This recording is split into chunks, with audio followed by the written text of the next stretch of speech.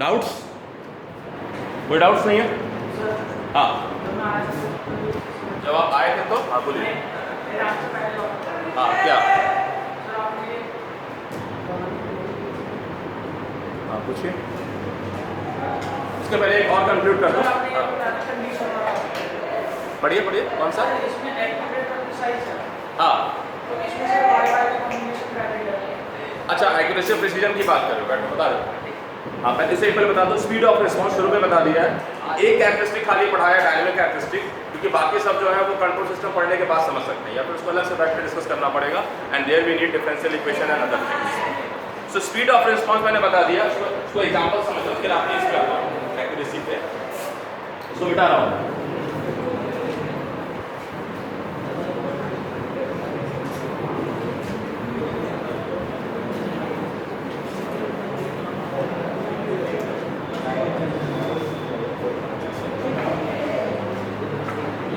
मान लो ये वाटर है, आप अपने बॉडी को भी ले सकते हो, और मैंने इससे थर्मामीटर डिप किया हुआ है।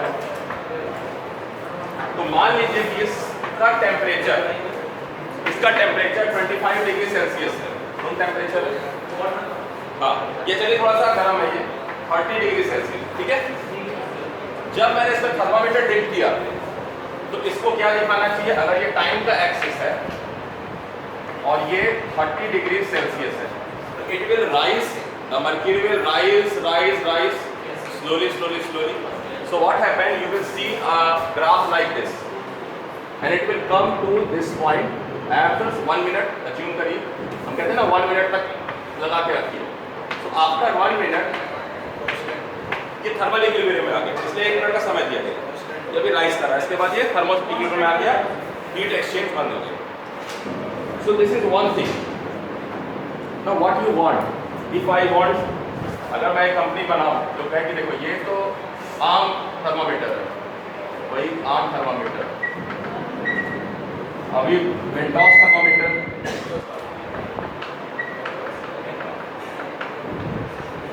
वेंटॉस कंपनी का थर्मामीटर क्या होगा? वो उसी वैल्यू पर पहले अचीव कर लेगा। हो सकता है कि 45 सेकंड्स पे अचीव कर ले, हाँ टाइम कम लेगा, राइज तो करेगा, पास थोड़ा सा और फास्ट हो जाएगा, एंड फिर यानी 30 सेकंड में, और ये थर्मामीटर 30 सेकंड में 45 सेकंड में देता है रिस्पांस।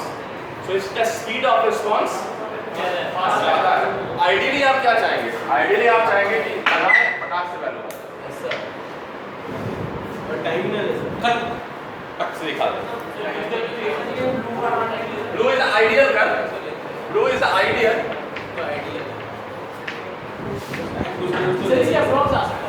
नहीं, मैं क्या कह रहा हूँ, जैसे आपने जैसे ही इंसर्ट किया टक से वहाँ पहुँच गया, it will take no time.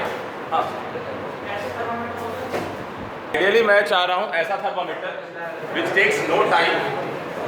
इसको ऐसे समझिए कि अगर कोई दुश्मन का एयरक्राफ्ट आ गया और आप मिसाइल लॉन्च कर रहे हैं, तो आप रिस्पॉन्स टाइम क्या चाहेंगे? जैसे ही वो आपने रडार डिटेक्ट किया उसी समय मिसाइल जो है लॉन्च हो जाए, और it will take certain time. So this is sluggish system, ये एक सुस्त सिस्टम है, sluggish, slow, ये फास्ट, ये फास्टेस्ट, आइडियली फास्ट। So ये चीज बताती है speed of response, that is the dynamic characteristic, that is the speed of response is dynamic characteristic। अभी इतना ही जानिए आप, क्योंकि और एडवांस बातें हैं और मैथमेटिकल, ठीक है। तो स्पीड ऑफ रिस्पॉन्स जान में दैट इज हाँ अब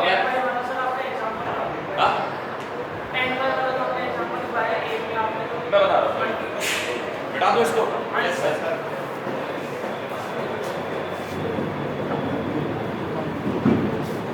देखिए मैंने एक एग्जांपल लिया सिंपल ओम्स लॉ पे। एक 5 वोल्ट का सेल है, एक रजिस्टर है जिसका 5 ओम है वैल्यू, एक एमीटर आप लगा के करंट फाइंड आउट करना चाह रहे हैं। तो आपको मालूम है by calculation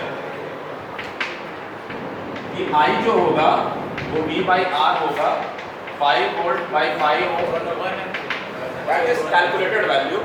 So accuracy is related to calculated value and measured value. So measured value minus calculated value is defined as error. अगर मेजर्ड वैल्यू और कैलकुलेटेड वैल्यू में अंतर है तो एरर है। यानी मान लीजिए मेजर्ड वैल्यू आया 1.01 एम्पियर बट कैलकुलेटेड वैल्यू था 1.0 ampere, so there is an error of 0.1. So what is the accuracy of instrument? तो accuracy of instrument हम डिसाइड करते हैं, पहले परसेंटेज एरर निकालते हैं, यानी जो भी एरर आया उसको 100 से मल्टीप्लाई करिए and then accuracy is 100 minus percentage. तो आप देखेंगे 99% सिस्टम ये एक्यूरेट, वेरी एक्यूरेट। लेकिन अगर यही रीडिंग 1.2 एम्पियर आए तो आप देखेंगे कि 80% एक्यूरेट है, 20% इनएक्यूरेट। यानी जो भी रीडिंग ये ले रहा है उसका ट्रू वैल्यू का 80% ही बता रहा है। तो बहुत बड़ा गैप है ना, क्योंकि ये कैनॉट टेक डिसीजन। हाँ ठीक है, दैट इज दैट। अब एक्यूरेट समझ में आ गई बात। अब एक बार प्रिसाइज, मान लीजिए मेरा सिस्टम एक्यूरेट है। एक्यूरेट का मतलब है कि ये 1.0 एम्पियर भी रीड करेगा विद 100% एक्यूरेसी, ये 1.01 एम्पियर रीड करेगा विद 99% एक्यूरेसी, ये 1.02 एम्पियर रीड करेगा विद 98% एक्यूरेसी, ये 0.99 एम्पियर रीड करेगा with again 99% accuracy. So this is precise, यानी जो भी रीडिंग ले रहा है रिपीटेड वैल्यू का वो ट्रू वैल्यू के बिल्कुल क्लोज है। आप जो है कह सकते हैं कि भाई ये बराबर ही है। लेकिन अगर इंस्ट्रूमेंट इम्प्रिसाइज है तो क्या होगा, वो रीडिंग लेगा 2.1, 2.3, 2.4, 2.6, यानी 1 से बहुत दूर चला गया है। बट इंस्ट्रूमेंट इनएक्यूरेट है, बट अभी भी ये जो वैल्यू है वो 2 के अगर नजदीक है, सॉरी 2.3 के बाद आप 1.99 आते हैं तो इट इज इनएक्यूरेट, क्योंकि रीडिंग 1 एम्पियर आना चाहिए था, 2 एम्पियर के आसपास आ रहा है, यानी हर रीडिंग इनएक्यूरेट है। बट रीडिंग प्रिसाइज है, यानी आसपास में एक दूसरे के नजदीक। तो इंस्ट्रूमेंट वही बताना चाह रहा था कि इंस्ट्रूमेंट अगर एक्यूरेट है तो उसको प्रिसाइज भी होना पड़ेगा, लेकिन इंस्ट्रूमेंट हो सकता है इनएक्यूरेट हो तब भी प्रिसाइज। वही बता रहा था, एक्यूरेट हो सकता है तो प्रिसाइज होना पड़ेगा, प्रिसाइज है तो जरूरी नहीं कि एक्यूरेट हो, तो इम्प्रिसाइज है तो इनएक्यूरेट होना ही होना। वही 3 कंडीशन में, जो 4 कंडीशन में सिर्फ एक कंडीशन नहीं एग्जिस्ट करेगा, बाकी सारा करेगा। इंस्ट्रूमेंट जो है वो एक्यूरेट और प्रिसाइज।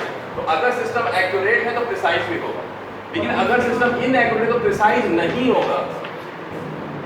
सिस्टम अगर प्रिसाइज है तो इनएक्यूरेट हो सकता है, ठीक है, और सिस्टम अगर इनएक्यूरेट तो इम्प्रिसाइज भी हो सकता है। ये कंडीशन, यस नो बोला भाई।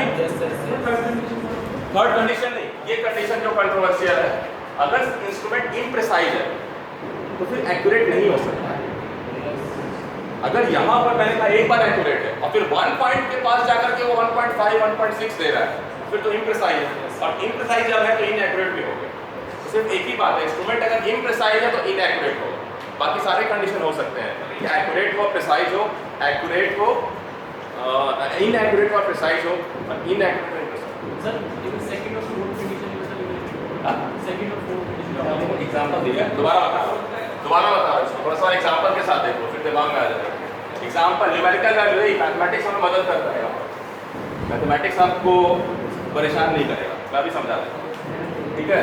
दोबारा देखिए, 5 वोल्ट 1 ओम। अब एक्यूरेसी और उसको देखेंगे, प्रेसिजन को देखेंगे, एक्यूरेसी, एक्यूरेट, प्रिसाइज। तो मुझे पता है कि जो थ्योरेटिकल वैल्यू है, आई थ्योरेटिकल कितना आना चाहिए, 1 एम्पियर, तो मैं 1.0 बोल सकता हूं, 5/5 1 एम्पियर। तो अगर सिस्टम एक्यूरेट यस और प्रिसाइज है यस, फर्स्ट कंडीशन। तो एक्यूरेट का मतलब है कि बिल्कुल 1.0 एम्पियर लिखा जाए। प्रिसाइज का मतलब है कि जो रीडिंग है 1.0 ampere, 1.01 ampere, 1.02 ampere, 0.99 ampere, 0.98 ampere, ऐसे आ रहा है। तो instrument is precise, very close to the accurate. हाँ, very close to the accurate value या मेजर्ड वैल्यू। देखो प्रिसाइज वर्ड में एक्यूरेट छोड़ दो, प्रिसाइज में अगर मैं जितने मेजरमेंट लिए वो सब आस पास में है, बिल्कुल इकट्ठे हैं, पक्की दोस्ती जिसको कहते हैं, बिल्कुल इंटीमेट, हाँ आस पास में, बिल्कुल बहुत दूर नहीं जा रहा। प्रिसाइज एक जगह पे। यानी आप अगर दूर से देखो रहेगा सर एक ही पॉइंट पर, इतना नजदीक हो, ठीक है। इंस्ट्रूमेंट अगर इनएक्यूरेट, यानी वो 2.51 एम्पियर दिखा रहा है, इनएक्यूरेट है, प्रिसाइज हो सकता है 2.1 ampere, 2.0 ampere, 1.99 ampere, 1.98 ampere and so on. Instrument is accurate? No. Instrument is precise? Yes.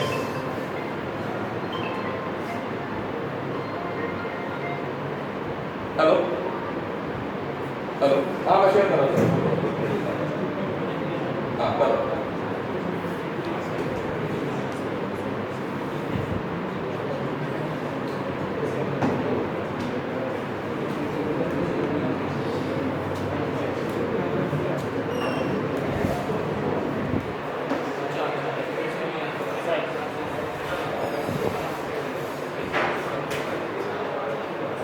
Hello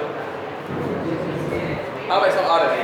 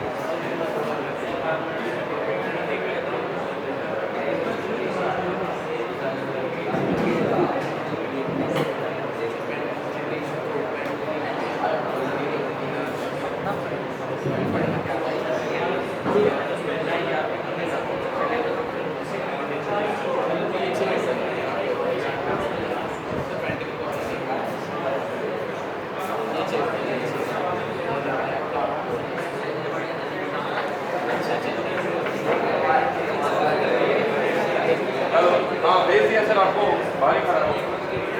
गाड़ी नंबर देखना, गाड़ी नंबर और फिर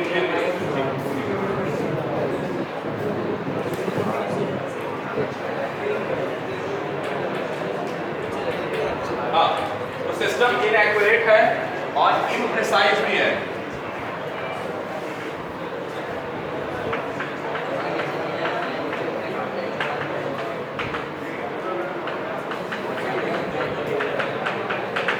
ऐसे सर ये बहुत कम हो गई कंडीशन तो, हाँ ये कंडीशन तो मेरे ख्याल से कम हो गई।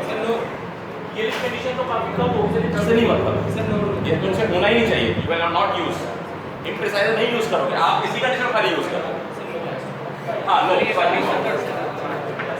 ठीक है। और लास्ट कंडीशन है इम्प्रिसाइज हो, सॉरी एक्यूरेट हो और इम्प्रिसाइज हो, सॉरी इम्प्रिसाइज नहीं हो, ये कंडीशन नहीं हो, ये कंडीशन तो फर्स्ट होगा, सेकंड होगा और थर्ड, ये बताना चाह रहा हूं।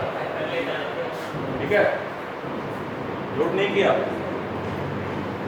ध्यान कहीं और चला गया, नहीं अभी ध्यान कहीं और चला गया।